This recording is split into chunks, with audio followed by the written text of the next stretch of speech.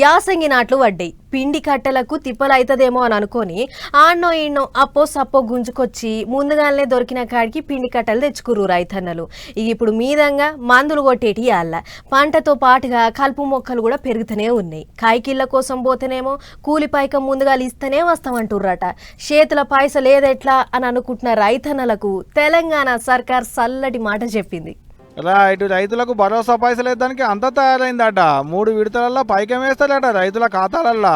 ఈ నెల 22వ తారీఖు నాడు మొదటి విడత కిందేసేటి పైసల్ని కొడుతూ సీఎం సారే దగ్గరుండి విడుదల చేస్తారట. సిద్దిపేట జిల్లా నర్మెటకేంచి అన్ని జిల్లాలకేంచి లెక్కలు తెప్పించుకున్నాడ కూడా ఆల్రెడీ.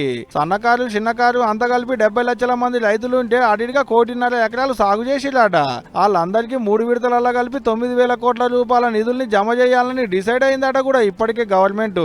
మొదటి విడత కింద 3 ఎకరాల లోపడున్న రైతుల ఖాతాలలో పడతాయి పైసలు. మొత్తం 3,590 కోట్ల రూపాయలు పడతాయి రైతుల అకౌంట్లల్లో.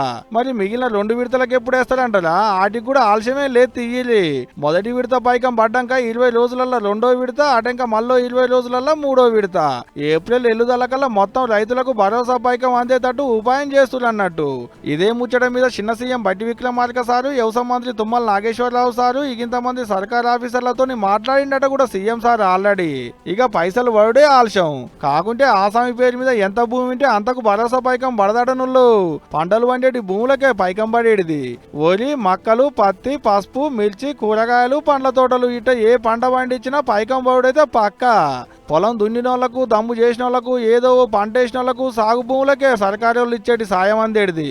లెక్కకైతే మున్సిపాలిటీ ఓట్లు ఒడవంగానే సాయం పైసలు వేస్తామని కుర్దు సీఎం సారే చెప్పినుండే ప్రచారం అప్పుడు. కానీ జరంతా ఆలస్యమైంది. మరి లెక్కకైతే ఎకరానికి ఏడాదికి 12,000 రూపాయలు సాయం పడేది ఉండే ఇంతకు మునుపు. కానీ ఈ ఏడికి ఇప్పుడు పడేటికి 6,000 డక్కోలు అనేది ప్రతిపక్ష పోలు అంటున్న మాట. మరి దీని మీద సర్కారు వాళ్ళు ఏమంటారో ఏమో కానీ రైతు భరోసా పైకం అకౌంట్లలో పడేటాళ్లకు, గావిటిని ఇడిపించుకునేటాళ్లకు పంటలు కూడా కోతకొచ్చేటట్టున్నాయి. పోండ్రి.